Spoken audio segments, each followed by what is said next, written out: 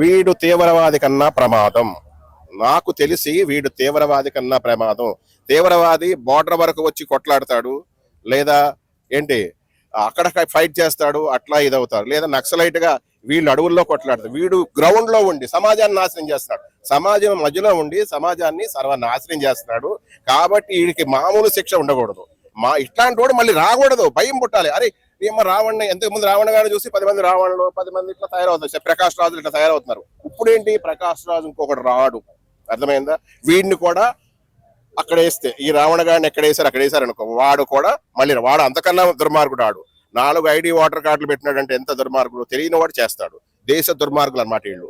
ఏదో బంగ్లాదేశ్ వాడికి అక్కడ ఒకటి ఉండొచ్చు, ఇక్కడ ఒకటి ఉండొచ్చు. వాడు విదేశీయుడు, దేశాన్ని మోసం చేస్తున్నాడు. వీడు దేశానికి సంబంధించినోడు కదా, వీడికి 4 ఐడీలు ఏంటి? కాబట్టి వాడికి చాలా దేశద్రోహి. తీవ్రవాదుల కన్నా ఘోరం, నక్సలైట్ల కన్నా ఘోరం. వాడికి సీరియస్ గా యాక్షన్ తీసుకోవాలి. నవ్వుతం చెప్తాం కాదు, సీరియస్ అనమాట, చాలా సీరియస్ గా. ఇట్లాంటి వాళ్ళు మళ్ళీ రాకూడదు. రాకుండా ఉండాలంటే గవర్నమెంట్లు చాలా సీరియస్ గా పగడబందీగా ప్లాన్ చేయాలి. ప్రతి టైప్ లో గవర్నమెంట్ యాక్షన్ తీసుకోవాలి.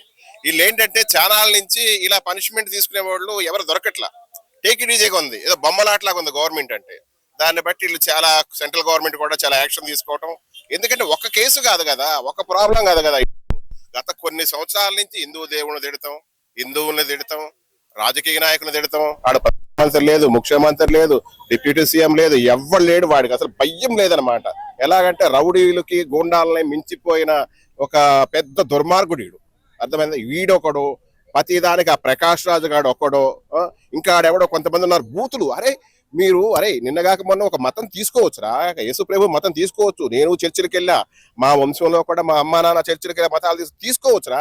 కానీ ఒక మతాన్ని తిడతాకి నీకు అక్కెవడిచ్చాడు?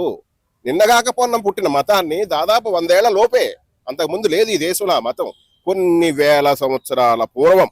అర్థమైందా? క్రీస్తు కాదు, ఏ మతం లేని టైంలోనే ఇది మతం కాదు, హిందూ ధర్మం, హిందూయిజం పుట్టి కొన్ని వేల సంవత్సరాలు అయిపోయింది. అట్లాంటిది మీరు వచ్చి ఎవడకో దశమ భాగాలకి, వాళ్ళు ఇచ్చే ఫండ్స్ కి, వాటికి అమ్ముడు పోయి మీ ఇష్టం వచ్చినట్టు ప్రవర్తిస్తున్నారా? మీ వ్యక్తిగత స్వార్థం. పోనీ ఒక పార్టీకి సపోర్ట్ చేస్తున్నారా, ఆ పార్టీకి సపోర్ట్ చేసుకోండి. అంతేగాని బహిరంగంగా పెద్ద పెద్ద స్టేజీల మీద పెద్ద పెద్ద మీటింగ్లు పెట్టి, అదే దళిత క్రైస్తవ సంఘం అన్న వాళ్ళ గురించి మాట్లాడాలి. నువ్వేంట్రా ముఖ్యమంత్రిని తిట్టేస్తావు, డిప్యూటీ సీఎం తిట్టేస్తావు, డిప్యూటీ స్పీకర్ని తిట్టేస్తావు, ఒక హిందూ మతాన్ని కొలిసే రాధా మనోహర్ దాస్ని తిట్టేస్తారు. అంటే ఇవాళని కాదు, మెగా ఫ్యామిలీని తిట్టేస్తావు, పవన్ కళ్యాణ్ గారిని తిట్టేస్తారు, పవన్ కళ్యాణ్ గారి పిల్లల్ని తిట్టేస్తారు, చంద్రబాబు నాయుడు గారిని తిట్టేస్తారు, వాళ్ళ ఫ్యామిలీని తిట్టేస్తారు. ఒక్కడ్రా, అసలు మీకు లెక్క ఉందా? అదుపు లేకుండా పోయిందిరా. అరే లైఫ్ లాంగ్ నీలాంటి వాడు మళ్ళీ రాకుండా నీకు పనిష్మెంట్ ఇచ్చారు. అలాగే ఈ ప్రకాష్ రాజు కూడా మిగతా అప్పుడు రాడు. ఎలా ఇప్పుడు యేసు ప్రభు అయినా, ఇప్పుడు హిందువులైనా ముస్లింస్ అయినా ఒకటే మనకి. వాళ్ళని తిట్టినప్పుడు కూడా రావాలరా. హిందువులు విగ్రహాలు కూల్చుతున్నప్పుడు, హిందువులు గుళ్ళు కూలుస్తున్నప్పుడు, హిందువులు తిడుతున్నప్పుడు నువ్వు రావేరా ప్రకాష్ రాజు? అక్కడ అర్థమైపోతుందిరా మీ పేర్లు ఏంటి, మీరెవరు, ఎందుకు వస్తారని. ప్రతి దేశ దుర్మార్గులకు చెప్తున్నాను, ఒరే మన సంస్కృతి, మన సాంప్రదాయం, మన భారతీయ అన్ని లక్షణాలన్నీ కూడా మన మంచిరా. మీరు మంచి ప్రవర్తన నేర్చుకోండి. ఒక బొట్టైనా, కట్టైనా, గాజులైనా, ఒక ప్రతి సాంప్రదాయానికి కట్టుబడి ఉంటుంది ఈ దేశం. అట్లాంటిది మీరు సర్వనాశనం చేసి పాడదెంగుతున్నారు. లెక్క పత్రం లేకుండా పోయింది. గవర్నమెంట్ కూడా చెప్తున్నాను, 2 స్టేట్ల గవర్నమెంట్ చెప్తాను, అలాగే సెంట్రల్ గవర్నమెంట్ కూడా చెప్తాను. ఇట్లాంటి నా కొడుకులు, ఇట్లాంటి దేశ దుర్మార్గపు నా కొడుకులు, ఎందుకంటే నేను బూతులు మాట్లాడను, ఇట్లాంటి వాళ్ళు మాట్లాడాలి కదా. నేను డైరెక్ట్ గా బూతులు మాట్లాడను, డైరెక్ట్ గా ఎవరిని తిట్టను. ఎవరన్నా తిడితే వాళ్ళని ఖండించడం కోసం, నేను వాళ్ళు ప్రశ్నించారు కాబట్టి, వాళ్ళ ప్రశ్నకు స్పందించాలి కాబట్టి ఇలా మాట్లాడాల్సి వస్తుంది. నేను మీడియాకు చెప్తున్నాను, ఎందుకంటే డైరెక్ట్ గా నేను ఎప్పుడు ఎవరిని తిట్టను. చెప్తున్నా, వీళ్ళ మీద సీరియస్ గా యాక్షన్ తీసుకుని ఇట్లాంటి ఎదవల్ని అసలు లైఫ్ లాంగ్ బయట కనిపించకూడదు. ఎందుకంటే మరొకడు ఇట్లాంటి వాడు బయట పుట్టకూడదు చేయాలని ఈ గవర్నమెంట్ కోరుకుంటున్నాను.